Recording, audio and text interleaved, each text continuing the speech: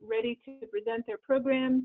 And really, this is about writing down questions as they come to you when they're talking, waiting for openings. And really, the more you ask, the more we all can learn together, right? Questions are the answers to lead us to our own solutions. So I'm going to give it over to Rachel, who's going to actually introduce our 3 different presenters. So Rachel? So the first presenter is going to be Amy Appleton from Share, California. I believe that encompasses Share Sonoma County and Share Fire. And both Jamie and I are really excited that Amy agreed to present because she has a great innovative program with home sharing with individuals experiencing homelessness. So it's really unique, and I'll turn it over to Amy so she can share more. Thank you so much. Before I forget, I want to give a resource, which is National Shared Housing Resource Center is a website, and anyone who's interested in shared housing might want to use that or go there first because there's an enormous amount of resource for that. So Share California, we've been around since 2014, and basically our focus is to create affordable housing by, frankly, utilizing empty bedrooms. Most of those who have housing, they're what we would be calling a home provider. They have an empty or extra bedroom. 60% of our home shares now are service exchange, which means that the provider, who tends to be mostly women, 90% of our providers are female, with the remainder 10% male. Our age bracket goes from 75 or up to our oldest provider is 102. We have 2 World War II veterans who are still intact and actually living longer, frankly, because of having somebody in their home, creating nutrition and activity for them. But basically what we're trying to do is create affordable housing. It is non-existent in Sonoma County. We're just tapping into those who are becoming baby boomers and, frankly, really extremely low income.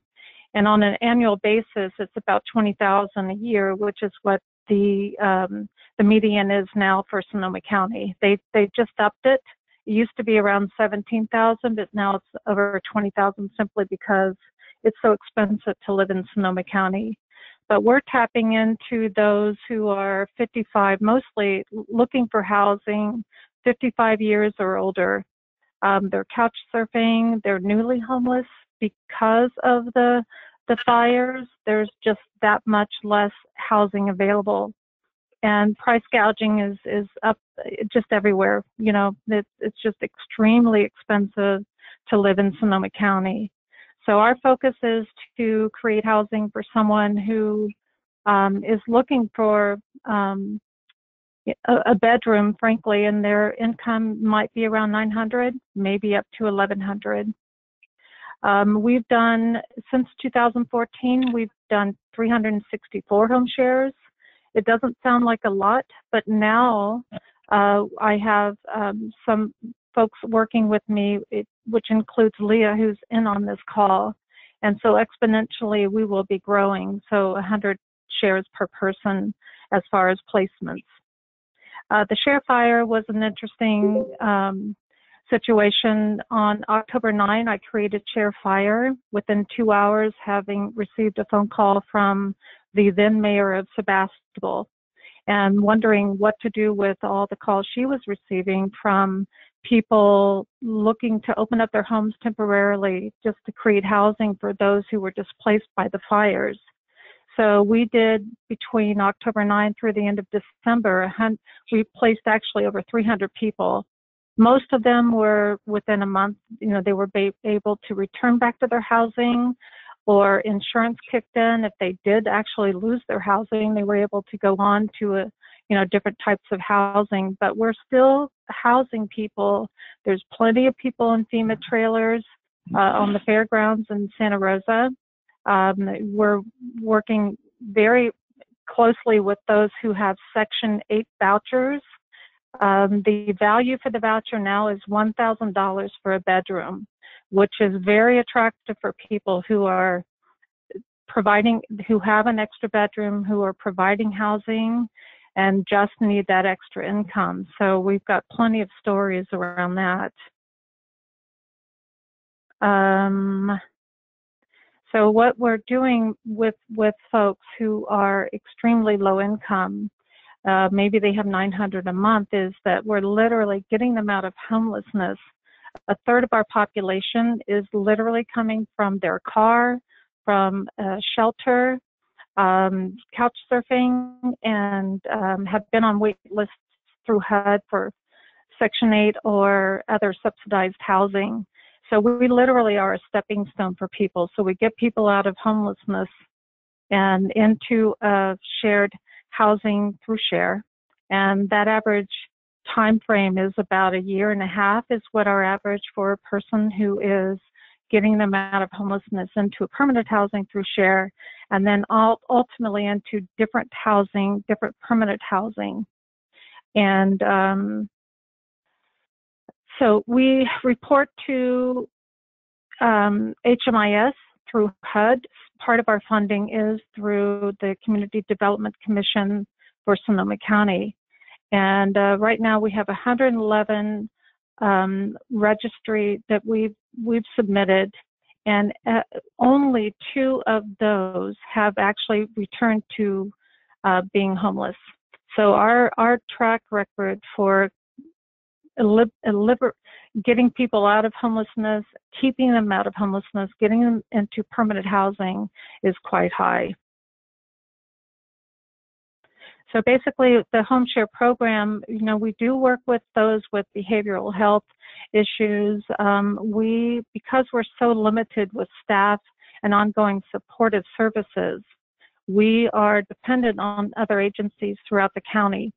We will work with anyone who has any sort of a diagnosis, and they need to have some supportive services around them so that we can create that collaborative effort so that they will remain solid and safe and secure in a home share, keeping in mind that the person that they would be moving into is oftentimes vulnerable themselves. So our ability to help those who are extremely with mental illness is really difficult. It's not our focus, frankly, but we certainly can work with someone who does have some sense of supportive services around them. And I think I'm open. Yeah, I want to bridge something here. Like one of the most exciting thing, honestly, when we did interview you, and Rachel and I interviewed you in that environmental scan a while ago, is the way you identified basically the Share Fire response to the extreme need at that time because of the intense fires. But the way that actually helped you identify it, just how many people are willing to actually open up their homes with a extra room. And then your own sense of what that number is in Sonoma County. If you could just share a little bit about that, because that was such an eye-opener, the way you described it. Well, the thing with the fires, we had literally over 2,000 inquiries within, it went viral.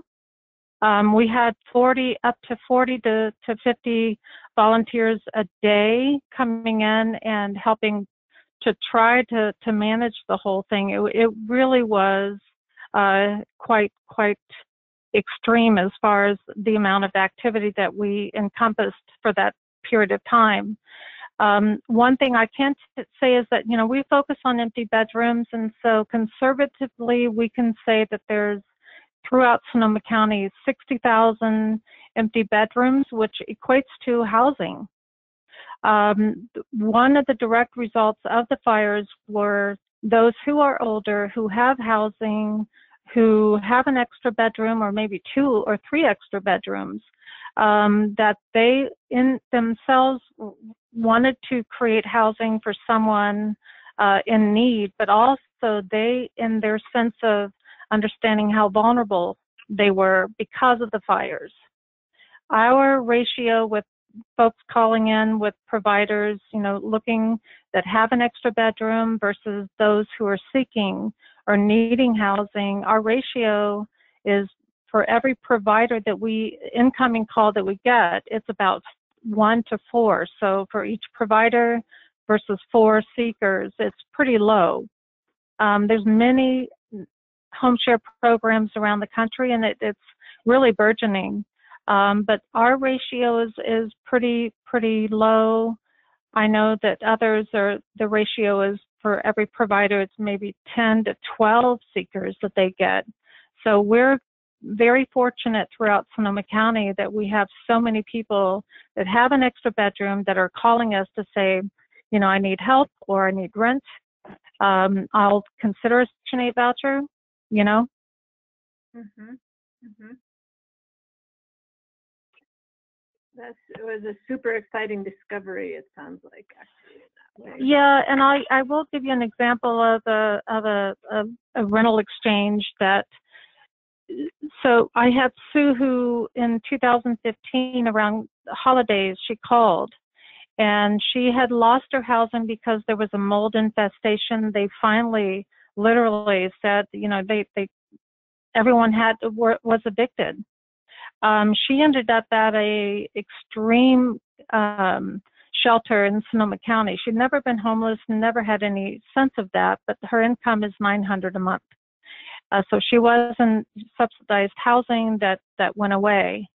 On January 1st of 2016, I picked her up, placed her into her first service exchange, and for 3 years, she went into 3 different ones. 2 of the women that she provided services, actually, she helped them through their passing away. And in 2018, earlier this year, she wasn't really able to provide any more services. So I placed her into the best women's shelter in Sonoma County, knowing that within 6 months, we just have to figure out how to help her. And thank God her Section 8 voucher came up, and she'd been on the wait list for 7 years. Coincidentally, during that time, Rita, who's the home provider, lives in a mobile home park in Rohnert Park, California. She had called me 2 days before and was literally suicidal. She'd been in her mobile home park for years, and property management, which is really unheard of, had tried to help her, managed her, allowed her to, stretch her monies as they came in to pay what was due on the first of the month. And so, but she was literally at the end of her rope. And so I matched them. Within 5 days, HUD was there, did the inspection, did all the paperwork. We facilitated this. So within 14 business days, half of the rent, which is literally it's $1,000 for a room now in Sonoma County and this is a direct result from the fires. So they've increased the value of vouchers. I'm doing vouchers left and right. That's our focus now because there's so many people impacted by the fires that had a voucher and have lost their housing. They're in FEMA trailers. But in any event, with Sue, she no longer has to do services. She now is paying rent. She pays $300 a month. HUD direct deposits $700 into the bank account on the first of each month. And so they're happy as clams. It's a beautiful story, and both of those women, it's such a win-win. It's quite profound to witness. Mm-hmm. Mm-hmm. Yeah, it's wonderful to hear. And how did Rita, the home provider, know to call you when she felt she needed? Mm-hmm. Thank you. She actually found me through my website. She had done a search for, renting a room or something, whatever her search was, but she actually got me through my website, which is more and more common now, which is it's a good thing. But I'm tapped in with Human Services Department with all their programs, with any nonprofit throughout Sonoma County that works with the aging, or frankly, any homeless agency or program, and all the cities, the Board of Supervisors. I'm just well known at this point. Pretty much a go-to. Mm-hmm. Any really questions? Yeah, go ahead. Sorry. Well, I was going to say that the one thing I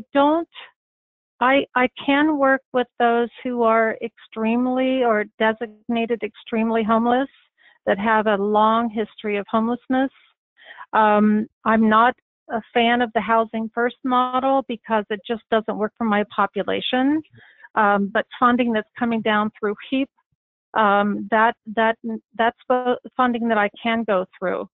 But as far as the governmental, HUD funding.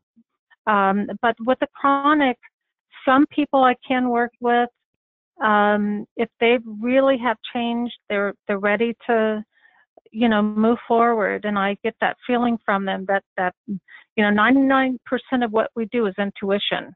And so if that intuitive part of me says, okay, I'm ready to support you and I will, help you, then we will do that. I mean, I've got a great story with a fellow who came from the Redwood Gospel Mission, and he was in their program for 9 months, and he was totally addictive, with all kinds of different things, and he's thriving with a transgender person, Constantine, who was chronic health issues and now doesn't have to go to the ER. He's got all this wonderful stability in his household that he's created for Chris, who is designated chronic homeless. So it can be successful, but it's a rarity, frankly. Mm-hmm. I think you're going to hear from our other presenters that they've had a different kind of experience, but I also want to clarify that those of us on the call here are coming out of the homeless service system where we have learned about Housing First and the data from Housing First for about a decade now. And you're actually coming from I know. You're coming from a home share program that's not been serving or been being educated as we have over and over again on that Housing First movement. So there's an exchange here for you also. But I think exactly. Yep. Yeah. There are many things to learn though from what your experience is. It cuts across all kinds of home sharing programs, which is really exciting. Correct. I'm really excited to open it up to hear everyone's questions now. I don't know, Ross, is there a way that people can flag if they want a question? You can call on them one at a time, or what's the best way to do it? I think. Anyway, people can jump in if they have questions. Yeah, I mean, we don't have that many people on the line, so I think it's okay if people just jump in. You just can unmute, right, and just go ahead and speak up if they have a question. Hi, this is Marley from the Housing Commission. Would you be able to? Hey, Marley. Hi. Would you be able to expand a little bit on when you say exchange of services? I know we have a program here called Elder Help that seems like a similar model. What kind of time allocation is that? So if you have someone, for example, who's interested but has a job, about how many hours a week is expected when you do the exchange for services? And is that usually covering the full rent, or do the clients still pay a portion of the rent along with providing those services? Yeah, so the pure service exchange is basically, we average, and it's a really conservative number now, especially in Sonoma County, but valuing a room at $700 a month. In-home support services, which is through the Human Services Department in Sonoma County, they pay $13 an hour.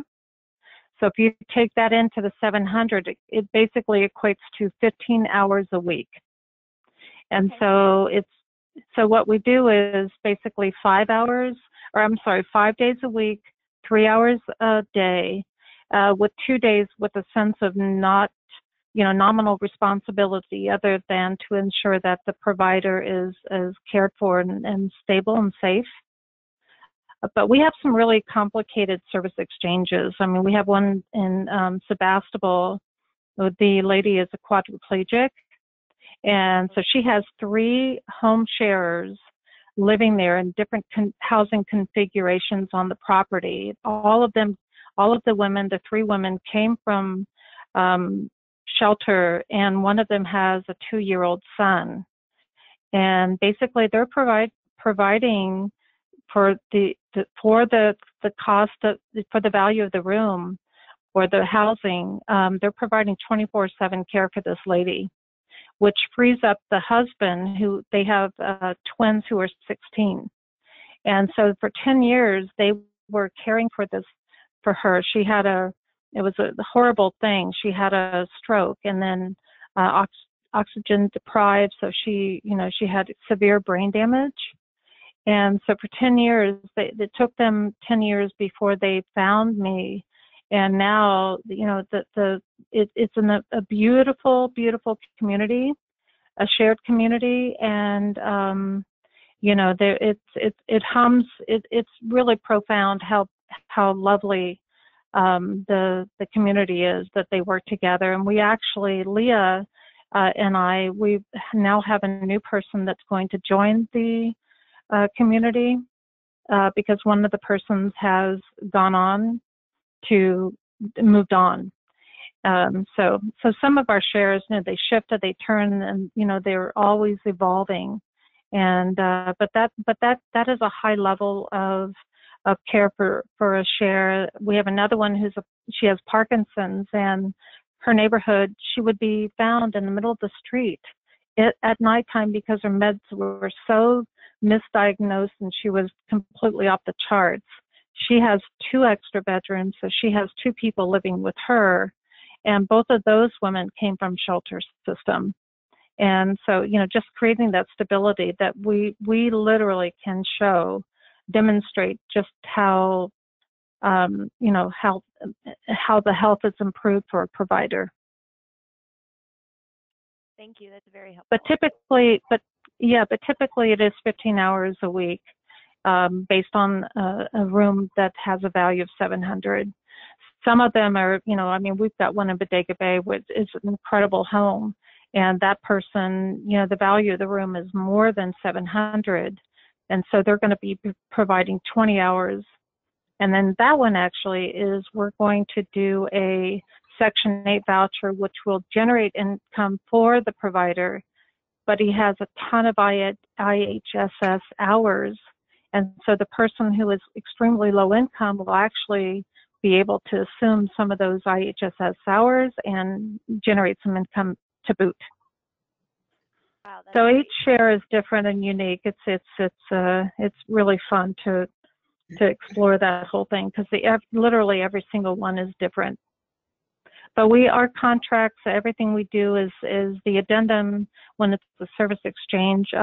It's extremely laid out as far as what are the expectations, what are the services being provided, what are the boundaries. It's very specific. Thank you. Hey, Jamie, this is Marga. Do we have time for another question? Oh yeah, we're good. We're here for an hour and a half. We're good timing wise. Yeah, Margo, good. Okay, great. I was wondering if you could talk a little bit about the matching process for the seekers and the providers, as well as any kind of screening that you do for the seekers and providers. Thank you. Yeah. So with the provider, the average age is being around 75 or so. It's not very often that we need to do or feel like we need to do our online background screening, but every single seeker that we work with, they do have a background. It's an online service that we use. It's $30. It's not a fingerprint, but it does check. It's multiple data, which is billions of different data sets that we access, including the California DMV. So so basically what we're checking for is to make sure there's no criminal background or eviction history. And if they're doing a rental exchange, then we make sure that they're financially stable and can pay their rent ongoing. So there's that. Yeah. And then the matching process. So the matching process is we have a wonderful database, which is through Salesforce. And Salesforce works with nonprofits. They'll give you, I think it's 10 licenses free. So we haven't even actually paid anything for our Salesforce database, except that we did get a consultant who made a share database. So basically what we can do now is everyone's input uploaded into our database. And we can do a matching from the standpoint with the criterion for any provider. You know, you can get 2, 3, 5 different seekers potential that might be someone to consider. So that's the 1% of how we do our matching. The 99% is the fact is that we've met everyone, and it literally is that human involvement, that intuition. So when we do that queue, and we have whatever the matches are, potential seekers that might be a match, you know, we already know that person and can say, nah, maybe not. Yep, that one is a good potential. Basically, what we do when we provide a potential match for a provider, the number one person we recommend is the person we think that would be the best solution for them, the best match. So we don't vie different seekers against each other. You know, it's not a competitive situation like that. So when we have this new person coming in to Sebastopol, she is the right person from our perspective. If the provider says, well, we'd like to consider 2 or 3, it's like, well, no, we don't do that. We will provide this one. If you interview and you don't think that's the right one for you, then we'll go to the next one, but we're not going to create a situation that it seems competitive. Thank you.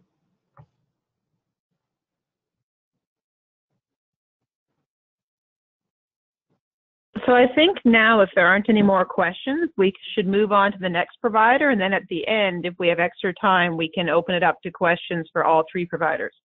Does that sound good to you, Jamie, as well? Yeah, that sounds great. Thank you, Amy. Okay, yes, thank you. Rachel, really quick, what we know, everybody on this call is super busy. And if there's somebody in your community who might be open to running the shared housing program for elderly, I would suggest connecting them to that national shared housing program. It's on our PowerPoint that we shared last month. We could reshare it again. But partly is that's a very specific program. It would take a lot of energy. There are a lot of best practices out there from that national network. So it's just a thought. Yeah, it's wonderful. Yeah. Mm-hmm. It has to be the service. And I will, if you guys don't mind me interjecting, it's Amy again. We just had a conference. Human Investment Project is HIP in San Mateo. They hosted it. And to see all these different programs and all over the, you know, whatever people's focus is, whether it's young folks versus older folks, I mean, it's pretty inspiring to see all the shared housing that's happening around the country. And I will tell you that, you know, in addition to working with the older population, I'm working with our junior college because Santa Rosa Junior College, which is a really fantastic college, has more than 700 college students who are homeless. And so we're creating a program for that particular student body that actually will be managed by the JC, by the students to create home sharing. Very exciting. Thank you, Emmy. Thank you. We'll send out the link for the National Shared Housing Great. Network. Great. Mm-hmm. Yes, thank you very much, Amy. those details were super helpful, and I'm sure many people on this call will end up reaching out to you personally. So we really appreciate your participation.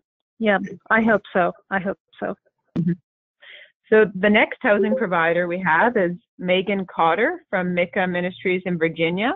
And we're really excited at the way that her program specifically does outreach to individuals living in the street who are homeless and takes advantage of existing matches. So that was something we found was very exciting, how she's able to take existing relationships in the street and then place them in housing together. So I'll turn it over now to Megan, and you can tell us more about what you're doing in Virginia.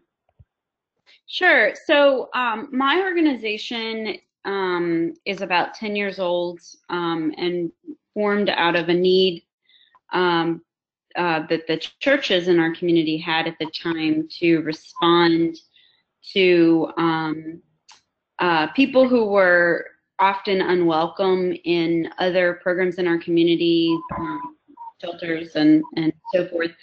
And the churches had gotten together and began to coordinate a lot of the services that they were doing to meet basic needs. And it's over the course of the last decade has just evolved into a lot of other things to help folks get off the street and out of homelessness. Our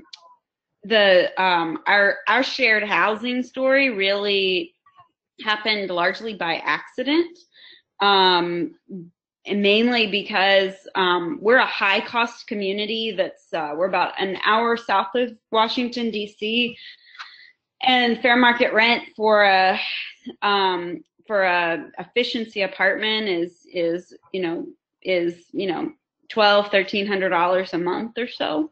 And you can find some things that are cheaper. They're not necessarily a nice place to live, whatnot. It varies, but housing is not cheap here. And so when you're talking about people who might be on disability or working minimum wage, a lot of our homeless population we found in some cases had money. It's just that they couldn't afford a place on their own. And at the time, we also had a lot of people when they were camping outdoors. A lot of times they were camping in pairs or even more than that.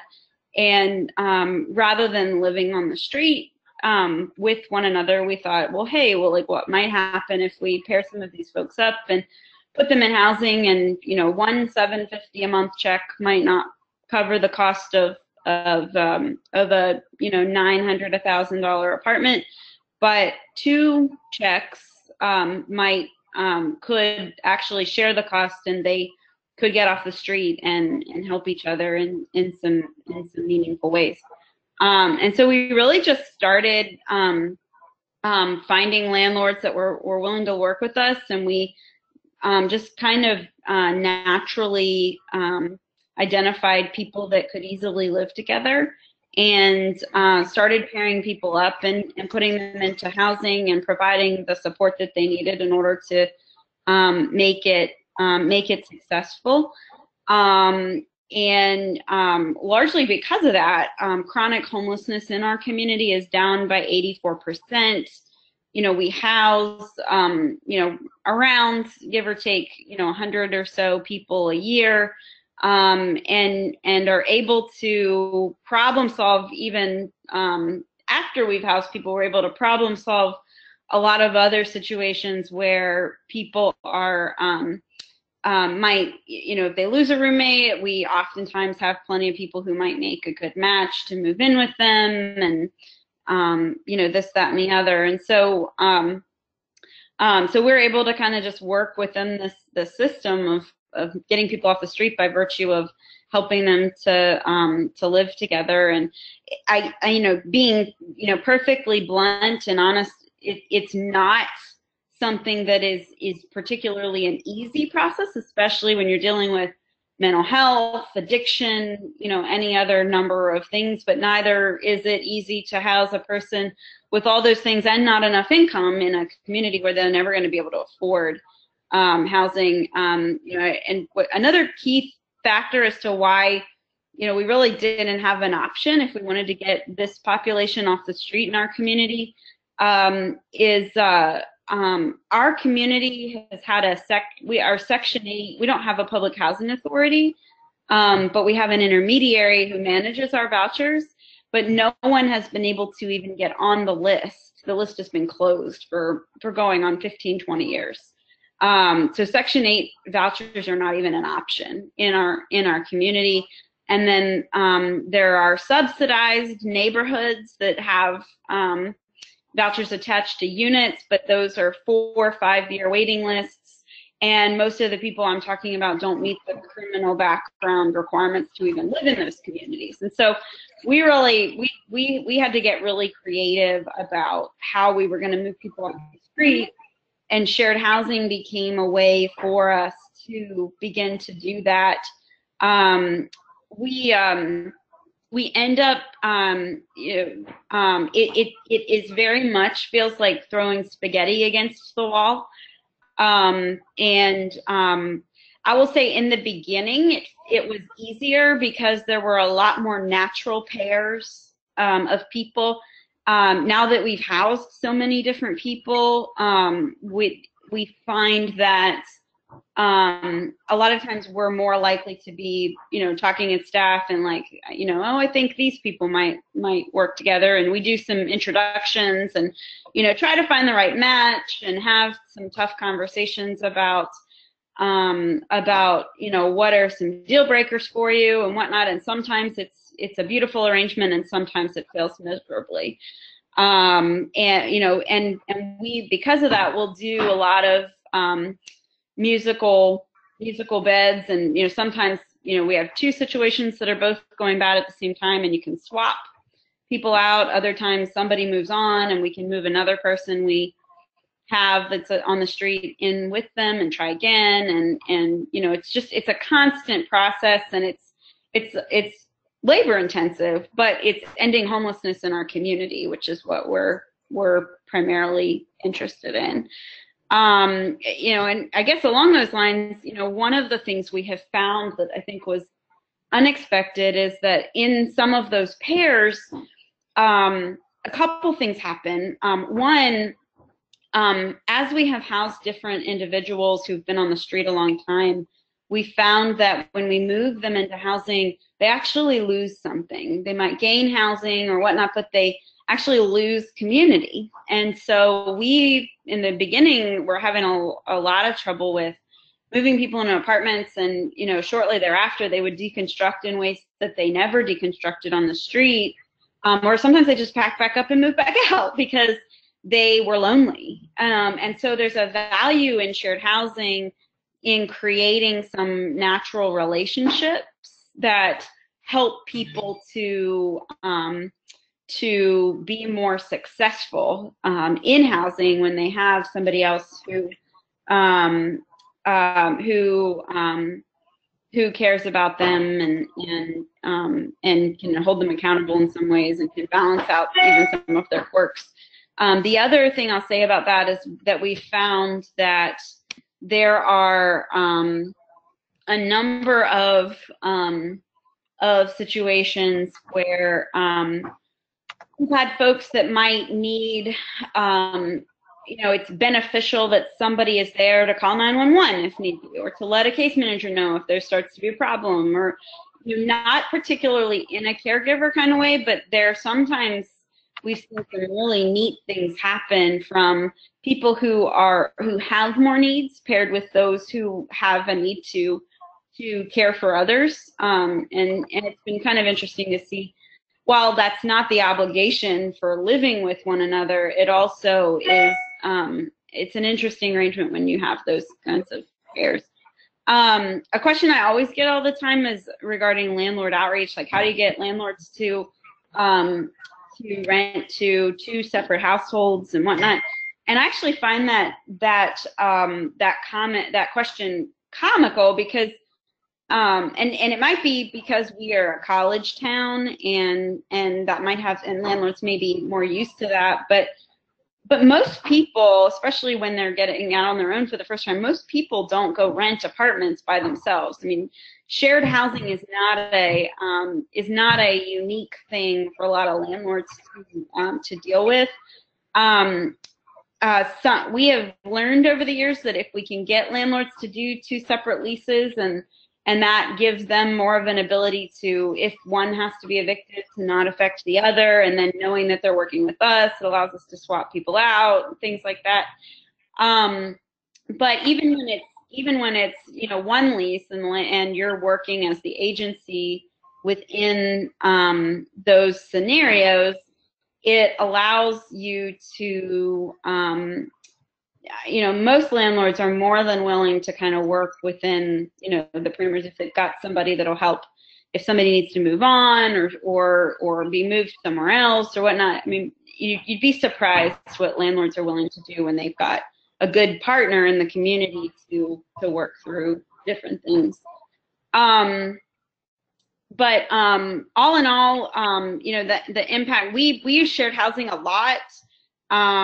It's not, I mean, if we can put people by themselves, it can be easier that way. But like I said, most people are not going to be able to afford housing in our community without shared housing. And so a lot of times we end up having a reality conversation about what they're going to be able to afford and how much assistance we're going to be able to provide in the meantime. And you can see my numbers on the screen, but right now we have 44 people in shared housing that are in permanent supportive housing, and then 16 who are in rapid rehousing. And overall, since we've been operating a housing program, we've had less than 10% of individuals return to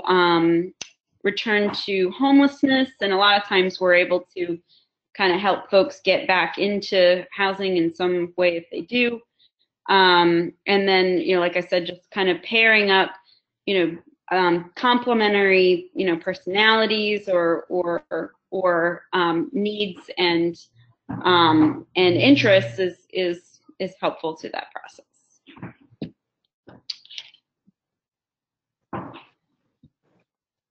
Thank you, Megan. That's all very, very interesting and innovative. Do we have any questions from other providers on the call? Yes, there's a question. Hello? Yeah. Our question is, how do you figure out the utility payments for those shared units? Do they split the costs, or how does that work? I've done it a couple different ways. It usually starts with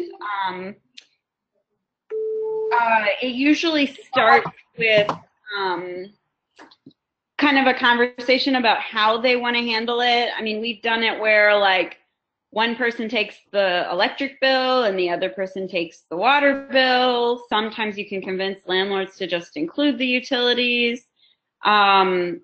I've done things where one person pays less rent and they pay the person paying less rent covers the utilities as well. I mean, I think it's just, for me, it just always starts with a conversation about how that's going to be worked through. We use a tool, it's like a roommate agreement as to who said they would be responsible for what, and it covers anything from, the dishes to taking out the trash to, don't steal my food out of the refrigerator, to utilities and rent payments and things like that. So it usually just starts with a conversation. Do you have your rapid rehousing funding through HUD, or is that a different source? It's complicated, but we get, the way that it works, at least in Virginia and the area that we're in, we get all of our rapid rehousing money through our state housing department, but some of that money does come from HUD. Okay, because we have to do utility calculations, and that that goes into the FMR for the area, and I would just think that would be really confusing to divide between who gets what. And then we also are required to have them sign a 1-year lease agreement, which you would have to have that language in writing in the lease. So I was just curious if you have anything that would address that. Well, we have to do the utility allowance worksheet to document that the apartment that someone is in is at or below fair market rent. So we have to do all that too. But that doesn't necessarily affect how the person is going to pay the utilities.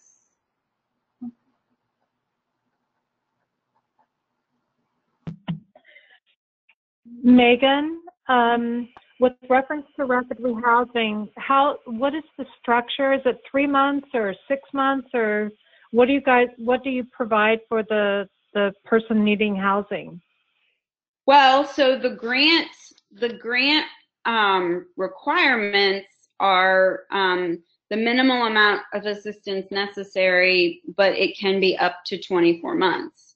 So that's how we operate. I mean, we don't go in with any kind of a canned, this is what you're going to get. We try to get them as stable as we can, as soon as we can, but I'd say most people end up at least being in the program 9 months to a year or so, especially if they've been on the street a long time. But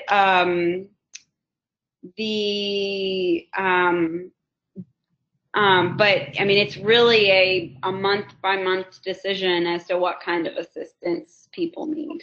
Mm-hmm. And so are you mostly doing individual, or is it couples or families, or who are you focused on? It's mostly individuals, but we do have some that are couples.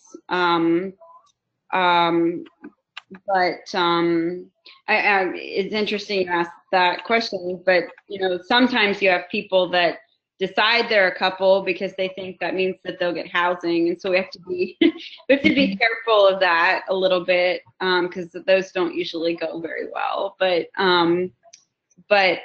mostly we're working with individuals. And do you have a story or two that you can share as far as, you know, how you've helped, you know, just like define your chronic homeless? What would that person look like? Oh gosh.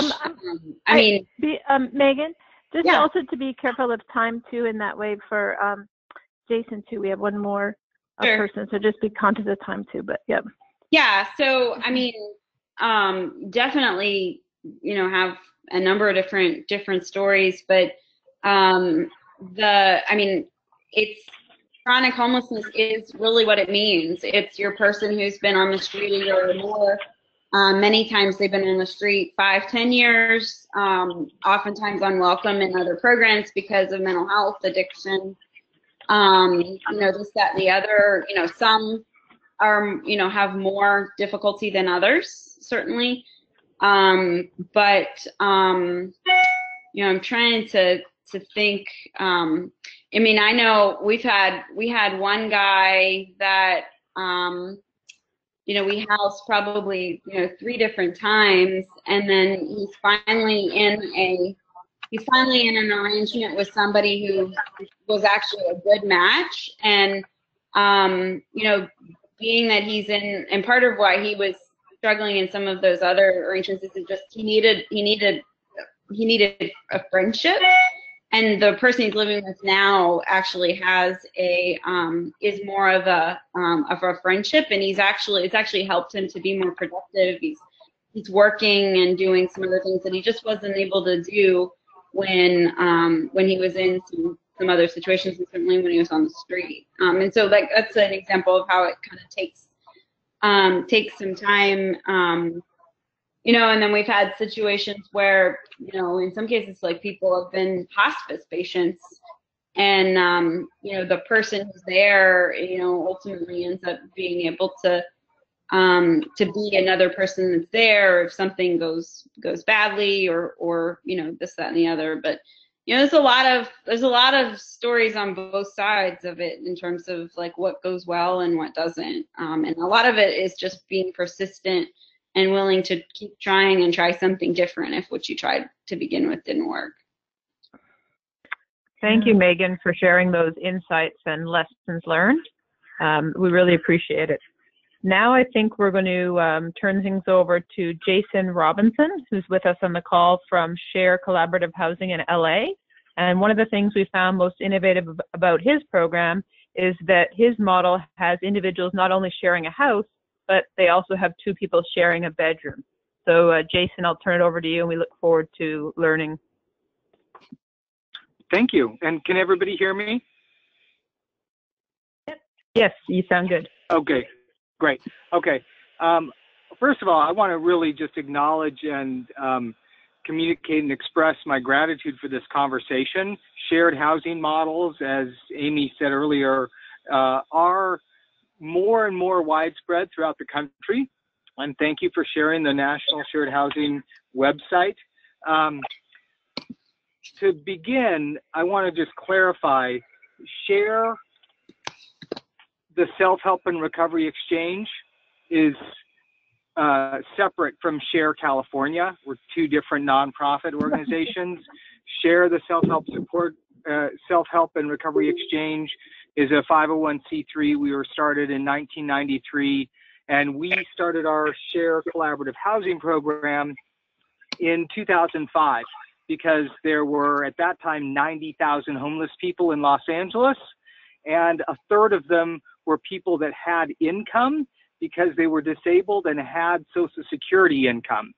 And one of them came to us and said, you know, I've been homeless for 20 years. I am an incest survivor and a rape survivor. I've been homeless for 20 years. There's all this housing for addicts and alcoholics who can go to sober living, but there's nothing for me. And I've been on the Section 8 waiting list for, 10 years, and I've got an eviction, and I have bad credit, and I have a criminal background, and I can't get into housing anyway. And so we created a stakeholders group, and we brought together everybody that we could think of, and we thought, how do we house all of the homeless people that have income through Social Security right now? And we created Share Collaborative Housing in 2005. We use single-family homes across Los Angeles County that are privately owned, and we do that because it's a better bang for your buck. The cost per square foot in a single-family home is less than the cost per square foot in an apartment building. And in terms of stock, Amy mentioned that there are 60,000 bedrooms available in Sonoma County. In Los Angeles County today, there are 120,000 single-family homes for rent, and there are 57,000 homeless individuals. So if we really wanted to end homelessness, we could do it very quickly by finding the political will and the resources to get those houses. This is housing stock that's available. So what we do is we call up homeowners who are trying to rent their homes to single families, and usually they're having difficulty because the single family that wants that monthly expense wants a mortgage and not a lease, and they want to hold on to this long-term asset. And so it's a numbers game. We call 100 people, 10 are interested, we send them a packet, and we say, this is what we can do. We work specifically with people coming right off the street, where we work in a housing first system. We are a housing now provider. So 20% of people that move into our housing move in the same day they call for housing. 40% of people that move in within 2 days. The average, I don't know if other people, I imagine, are familiar with the vulnerability index, the VI SPDAT. We deal with people who are co-occurring, have mental health, have active substance use. And one of the best practices that we use is using people with lived experience. Sam Simbaris, who I met with recently, when he came to Los Angeles, he said Los Angeles says they're doing housing first. They're not, because they're not using people with lived experience system-wide. The relationship that happens with somebody who is formerly homeless themselves or is in recovery from mental health and substance use issues is unique, and it's a documented best practice. So SAMHSA uses peers. We use peers every time we move somebody into a house. we have people with lived experience that essentially create a culture of recovery in the house. Amy talked about the unique service that happens where both people in the relationship in her program see themselves as the person helping somebody else. There's documented, and I'm sorry, but I forgot the name of the other person from the Mika program, where she talked about people moving in and helping each other. Frank Reisman documented what's called the helper therapy principle, where when you have two people in a mentor-mentee relationship, the person that gets the best benefit is the person who's helping the other person. So we intentionally create that relationship where everybody is the person helping somebody else. So we move two people in per bedroom because somebody who's getting Social Security income of $1,000 a month is able to share a bedroom with somebody else who's getting that in a single family house where there's a front yard and a backyard. We inspect all of the houses to make sure that they've got enough space.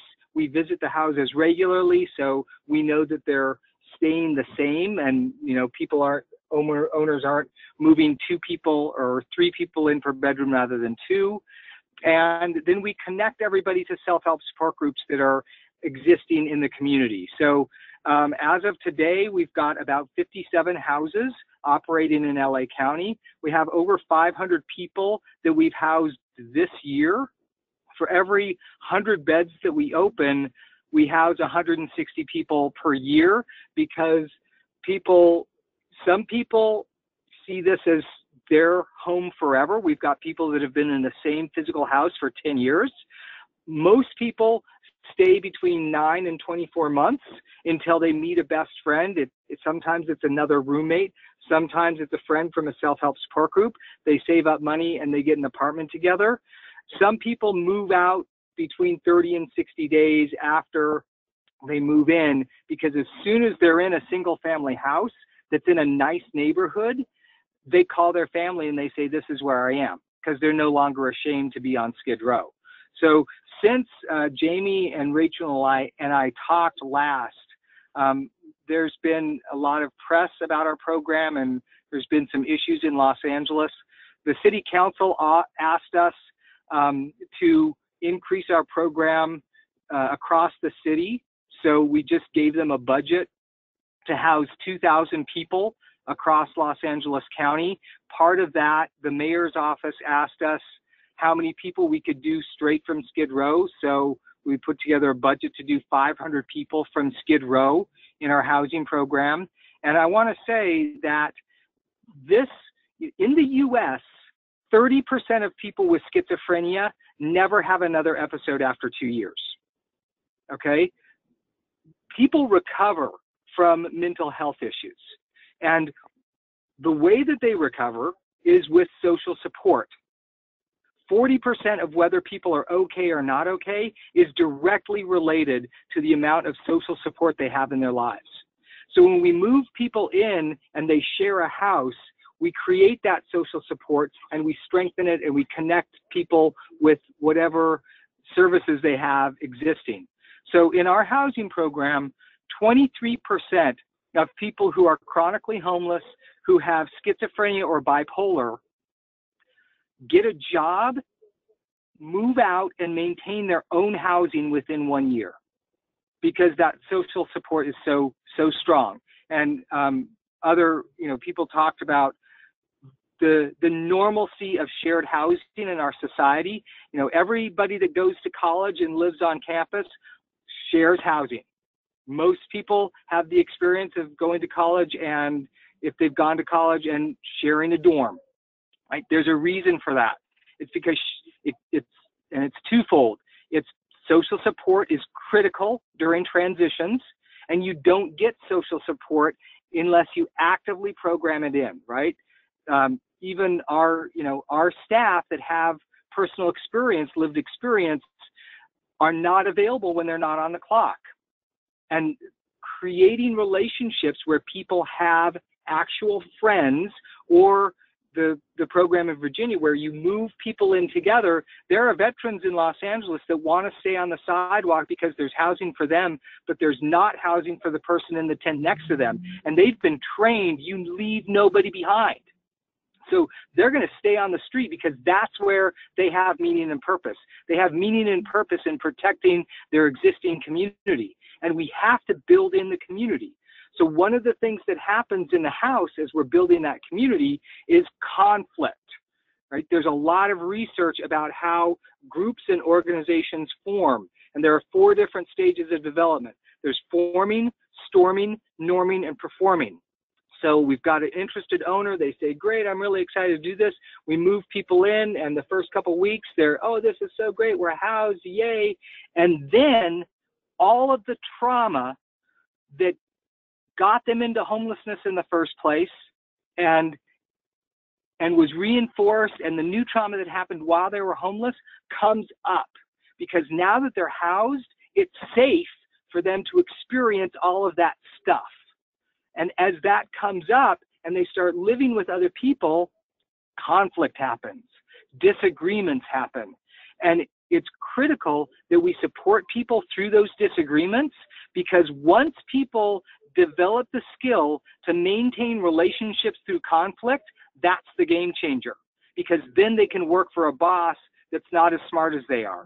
Then they can work next to a coworker that really is awful. They can reconnect with their family because they understand that conflicts are a normal part of relationship. And up until that time, with a trauma background, once there's misalignment, people are in fight or flight. So we support people through that process, and sharing the bedroom is actually critical, because if people have their own room, they go into that bedroom, they lock the door, and they never socialize with anybody. But if they share a bedroom with somebody, they go outside of the bedroom and they use the whole house, because in a single family home, there's a front yard, there's a backyard, there's a family room, there's a den, there's a living room, there's a dining room, there's a kitchen. There's space outside of the bedroom to be alone and to be with other people, which is critical. So we have a memorandum of understanding with our homeowners that specifies exactly what the cost is per resident, what the overall cost will be for the whole house. The homeowners, because they usually get between $1,000 and $1,500 more in monthly rent than they would renting to single families, they cover all of the utilities, high-speed internet, and cable, and they furnish the house down to forks, knives, and spoons. They also agree that they won't move anybody out without allowing us to mediate, and so they have individual rental agreements with every resident. So if somebody needs to move, they can prorate the person's money, refund them the money, and we get them into another house the same day, right? So people stay housed in our program, even if for whatever reason, and sometimes, you know, we've got people that have, you know, they move into one house and they stay there. Some people, you know, by the time they move to their 4th house, they see it's them and not everybody else that's the problem, and they start to change. And people get to start over that way while they maintain their housing. So on the other side, you know, we have everybody that we house, we do the vulnerability index, the VI SPDAT for, we enter into the HMIS systems in our area. We have contracts with the Department of Mental Health, the Department of Health Services, with LASA. And so we do, what we do is on the back end, we kind of enter everything into all of those systems, and we have over 90% of people maintain their housing, or maintain housing. Like we don't, people, you know, fewer than 10% of people, like somebody else said, return to homelessness. And most of the time it's not a return to homelessness, it's just we don't know what happened, because we don't have a lot of funding to continue tracking people after they move out. Or sometimes somebody moves out and we don't know. They might have moved in with family out of state, but we don't know what happened to them and we can't contact them. So most of the things that are in that 10% are actually because we just don't know and we can't verify. So let's see, other issues. Jason, can I, on the, this is Jamie, on the, your staff who have lived experience, because we did hear more about that, the peer bridgers, I think you call them. I think it'd be really interesting to hear a little bit more about your staffing in supporting the housing stabilization piece. Yeah. So we have, there's a, peer support specialists, and peer support is a nationally recognized best practice. SAMHSA has lots of material on, trainings for peer support specialists. It's people using their lived experience to create a trusting recovery-based relationship with somebody who's, coming out of homelessness with mental health and substance use issues. We train people through a statewide grant from counties throughout California in evidence-based practices and for peer support specialists. So our peer support specialists are people who are in recovery themselves, have experience with homelessness, and attend self-help support groups.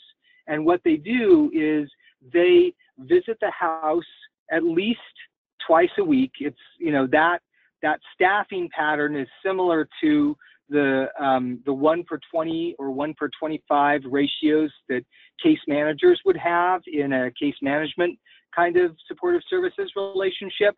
And our contract with DHS is actually a case management contract.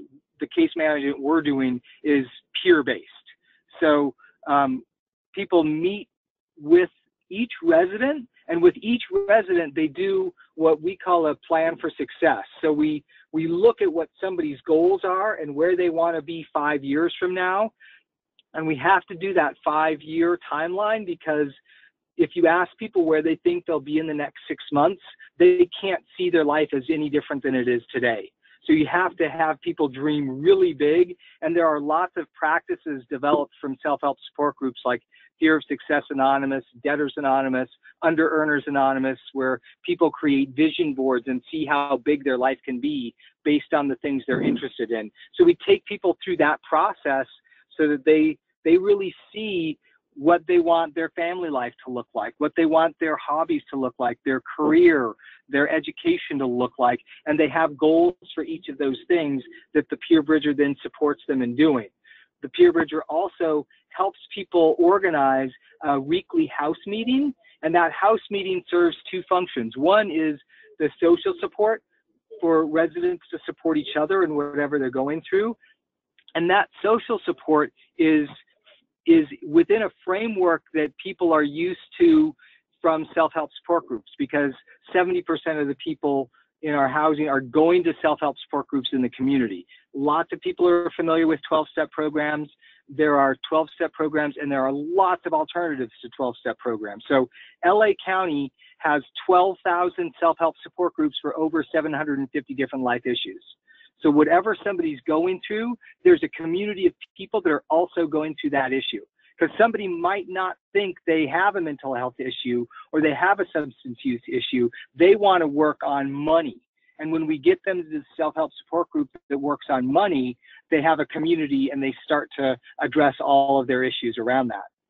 So that's essentially what our peer bridgers do. Mm-hmm. Maybe we want to open it up to other questions, because obviously you have an extreme depth of experience. It's very exciting to hear. I'm just jumping in here, Rachel, to see anyone want to jump in with a question for Jason. Jason, it's Amy. You have given me so much information, and one thing I realized that I haven't been asking my seekers is, where do you see yourself in 5 years? I mean, that just blows my mind. Just getting them out of homelessness and getting them into housing has been my focus. And yet, where do you go as a stepping stone? Where are you going to be in 3 years or whatever? One thing I just wanted to comment with reference to the folks that, the reason we're successful and have a low attrition rate is because you have someone that they don't feel entitled. They have a sense of really, it's a win-win in that they're grateful for the housing. And when the fires happened, we had so many people that identified themselves as victims, and those were people that we couldn't work with because they were so, you know, we don't have that kind of supportive service. But when you're ready to actually move forward and you're surviving and you're ready to move forward and you're actually going to change your story, then that's who we can help. So I just wanted to make that comment. Yes, that's an important comment. And there are a lot of people within our systems of care that have taken on an identity as a victim. And that's one of the most important things that happens with the peer bridging, and people with lived experience that have actually had that identity themselves and transformed it. So we deal with people all the time who are entitled and who see themselves as a victim, and it's everybody else's fault. And peer support services, nobody can fix anybody else. We support people in making the decisions and the changes themselves. That's the thing that's really critical about the peer support piece of it, is that it transforms that relationship from the relationship of you're supposed to help me because I'm a victim to we are equals. And that status of equality is what propels people out of that identity as a victim. So that's why in the Housing Now model, Sam Simbaris said that peers are essential because they can speak to that process. So I also want to just emphasize the scalability of shared housing is imminently feasible, and we are a testament to that we house over 500 people per year.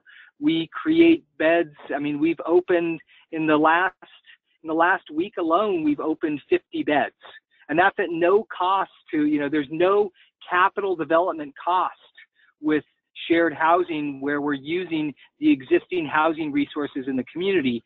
And this is by right housing, right? A homeowner can move anybody they want into their housing.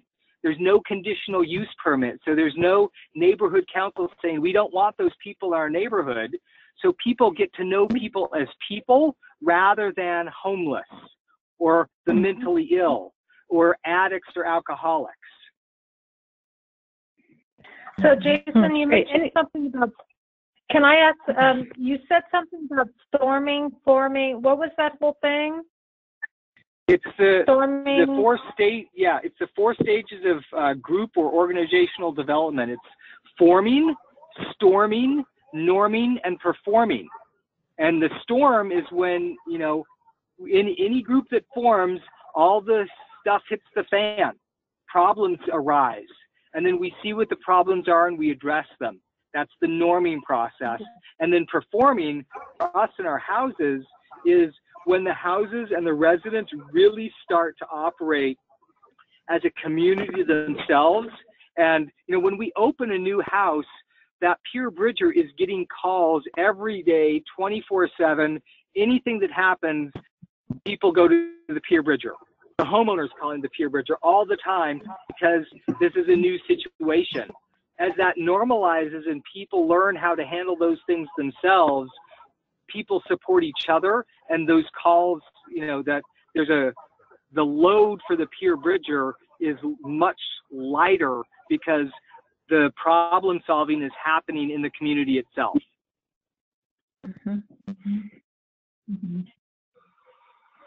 Yeah, I have a question about that. So because you mentioned just that in that storming phase, like one of the key sort of things that's being addressed is just building capacity around conflict resolution throughout that process and how important that piece is. Is that something, like, are there specific strategies or training that you all have deployed? Because it sounds like you've been really effective at tackling that. And I know that's an issue that all shared housing programs are facing and trying to sort of understand and deploy best practices in that area. Is that something that the peer mentors are tackling with tenants? Yes. Or is that okay? And homeowners. And sometimes homeowners, right? Because sometimes a homeowner will, if somebody is in the kitchen making themselves a sandwich and they're using a knife and somebody comes in and starts, teasing them, they're likely to say, "Get the F away from me." And the homeowner is going to get a call saying, "This person threatened to stab me. You got to move them out." And the person that made that call may legitimately feel like they were threatened with a knife. The person that's making their sandwich has a much different experience. So the peer bridger supports each person in their experience of the situation and helps them find ways to deal with that. So we have really specific tools to deal with conflict that work and have been demonstrated to work.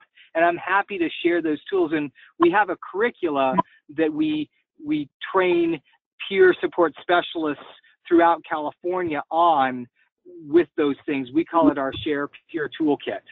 And if you want a copy, I can give you the day-by-day lesson plan for what people learn. It's 90 hours of training in 3 separate courses. One is Peer Services 101. The next is the Share Peer Toolkit. And then the third is the peer bridging, which is supporting people who are taking on a new identity, right? So moving from homeless to housed, that's a new identity. Moving from incarceration to reentry, that's a new identity. And so that is, that's why we call it peer bridging, because it's a bridge to a new identity. Moving from an identity of somebody who's a victim to somebody who's empowered, or, a survivor. That's a new identity. And please do share that curriculum with us. And it sounds like you're funded by the county, I think you said, to do that training. Is that true?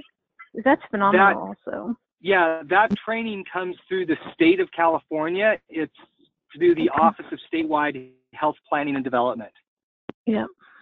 Well, if you go on the website, you can see actually where you can register for November classes.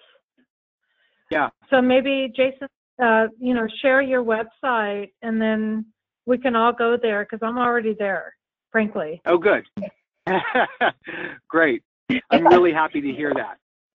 If I could just, yeah, that'd be great. This is Megan. Can I just reiterate, some of the things I think Jason is saying that I really, want to resonate with our experience as well, and just make sure that they're not missed. A lot of times why I think people are, stay away from and are afraid of shared housing is one, it's hard work, but, Jason is very eloquently pointing out that this is about the process of restoring relationships for people. And I fundamentally believe that everybody we work with that is experiencing homelessness is there because of a profound catastrophic loss of relationship.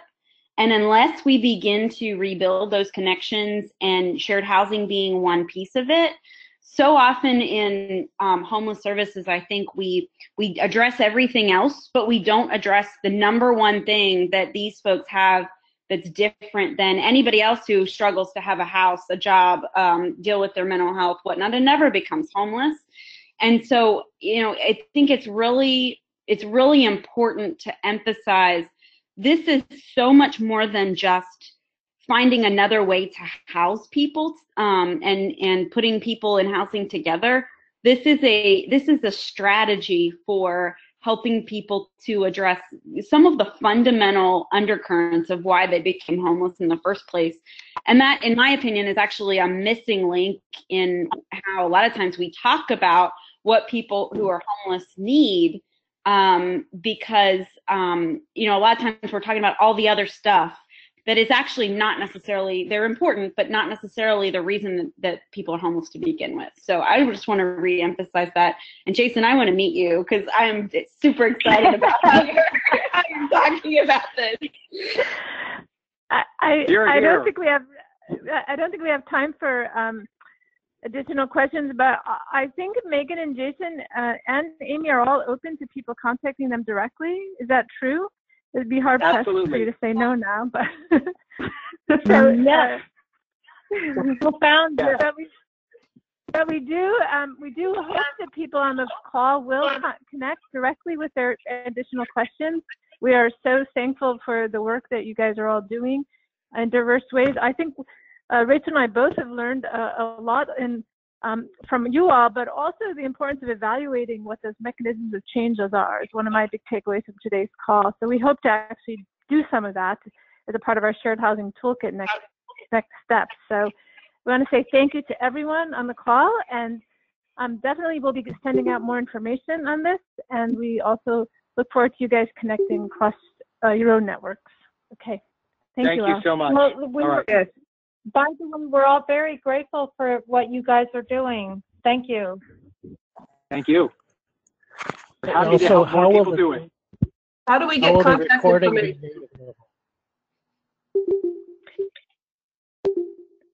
Hanging up. How will the recording be made available?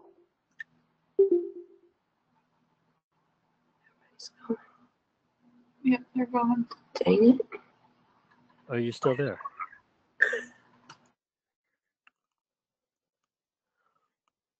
Hello?